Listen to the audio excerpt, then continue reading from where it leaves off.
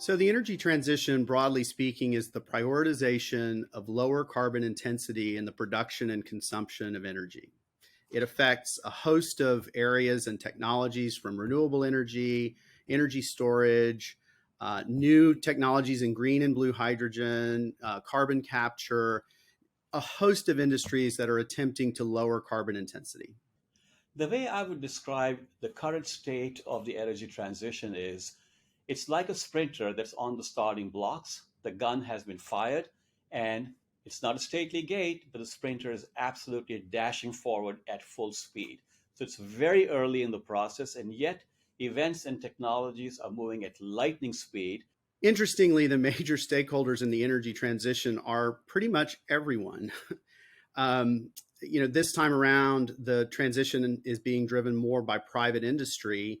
And so you have a confluence of investors, you have lenders, you have project developers, and most importantly, consumers and off takers who are really driving these investments.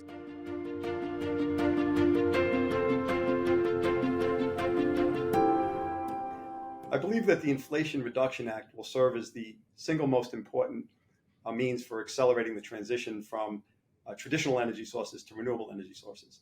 The Inflation Reduction Act provides for $270 billion of tax benefits. It expands the availability of credits to a whole host of new investments, including green-related hydrogen, nuclear power, standalone battery storage. It also expands the base of investors that would find these sorts of investments attractive by virtue of adding a direct pay option. So in the past, pension funds and other entities that don't actually have tax liabilities wouldn't find these investments all that attractive. They can now elect the direct pay option, which will result in a payment by the government to these entities in lieu of the credits that would otherwise be unavailable to them. And lastly, it provides for a transition to what is referred to as a technology neutral credit regime, which won't be dependent on any particular type of technology, but will be open to any technology that reduces greenhouse gases and provides a newer and possibly more efficient means of energy sources.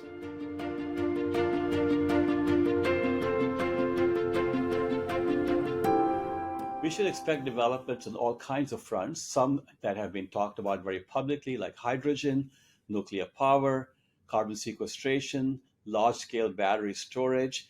But we'll also see development on other areas where we haven't heard a lot about, everything from the use of solar cells as a principal means of powering everyday transportation vehicles, to things like wave reactors producing energy from ocean sources and the like, to geologic technologies that allow the production of household and commercial energy from sources deep within the Earth's crust. So some seem like science fiction, some you're talking about today, but I guarantee that everything that seems like science fiction will be largely commonplace much sooner than people think.